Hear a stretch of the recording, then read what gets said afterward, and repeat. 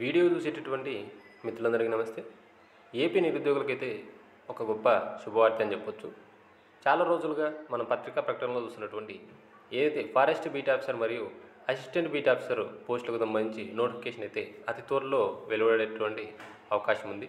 ఇందుకు సంబంధించి ఈరోజు ఈనాడు పత్రికలో త్వరలో అటవీ శాఖ ఉద్యోగాలకు నోటిఫికేషన్, అటవీ శాఖకు చెందిన forest beat officer, assistant beat officer, forest section officer పోస్టుల భర్తీకి త్వరలో ఏపీపీఎస్సీ నోటిఫికేషన్ జారీ చేయనుంది. ఆఫ్లైన్ విధానంలో ఈ పోస్టుల భర్తీకి సంబంధించినటువంటి స్క్రీనింగ్ పరీక్ష జరగనుంది. కొత్త సిలబస్ను వెబ్సైట్లో పెట్టినట్టు ఏపీపీఎస్సీ కార్యదర్శి రాజబాబు గారు అయితే మంగళవారం అయితే ఓ ప్రకటనలో వెల్లడించడం అనేది జరిగింది. ఇందుకు సంబంధించి ఈ ఫారెస్ట్ బీట్ ఆఫీసర్ మరియు అసిస్టెంట్ బీట్ ఆఫీసర్కు ఉండాల్సినటువంటి విద్యార్హతలు, అలాగే వయస్సు, అలాగే ఎంపిక ప్రక్రియ ఎలా ఉంటుంది అనేటువంటి విషయాన్ని కూడా ఒకసారి పరిశీలిద్దాం. సో ఇది మీరు చూస్తున్నది 2019లో ఇచ్చినటువంటి ఫారెస్ట్ బీట్ ఆఫీసర్ మరియు అసిస్టెంట్ బీట్ ఆఫీసర్ సంబంధించినటువంటి పాత నోటిఫికేషన్ సంబంధించినటువంటి పీడిఎఫ్ ఇది. సో ఫారెస్ట్ బీట్ ఆఫీసర్ మరియు అసిస్టెంట్ బీట్ ఆఫీసర్కి వచ్చేసరికి విద్యార్హత వచ్చేసరికి ఇంటర్మీడియట్ మాత్రమే. అలాగే ఏజ్ విషయాన్ని మనం చూసుకుంటే 18 సంవత్సరాల నుంచి 30 సంవత్సరాల లోపు ఉన్నటువంటి పురుష మరియు స్త్రీ అభ్యర్థులు ఇద్దరు కూడా ఇందుకు ఎలిజిబులే. ఎస్సీ, ఎస్టీ మరియు బీసీ అభ్యర్థులకు వచ్చేసరికి 5 సంవత్సరాల ఏజ్ రిలాక్సేషన్ లభించేటటువంటి అవకాశం ఉంది.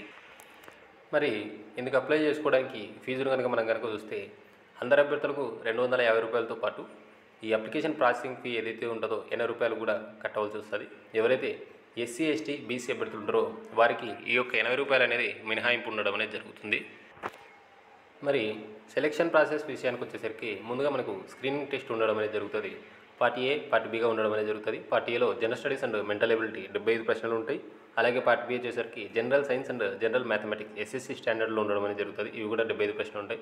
మొత్తం మీద మనకు 150 ప్రశ్నలు, 150 నిమిషాలు ఈ యొక్క స్క్రీనింగ్ టెస్ట్ ఏదైతే ఉందో దీనికి ఇవ్వడం అనేది జరుగుతుంది.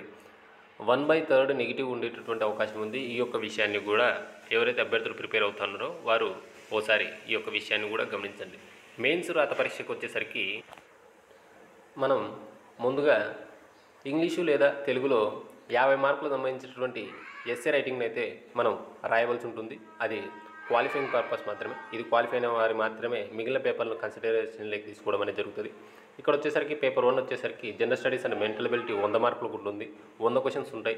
100 నిమిషాల టైం ఉంటుంది. అలాగే పేపర్ 2 వచ్చేసరికి general science and general mathematics SSC స్టాండర్డ్లో ఉండడం అనేది జరుగుతుంది. ఇది కూడా 100 క్వశ్చన్లు ఉంటాయి. 100 మార్కులకు 100 నిమిషాలు, టోటల్గా 200 మార్కులకు మెయిన్స్ రాత పరీక్ష రాయడం అనేది జరుగుతుంది.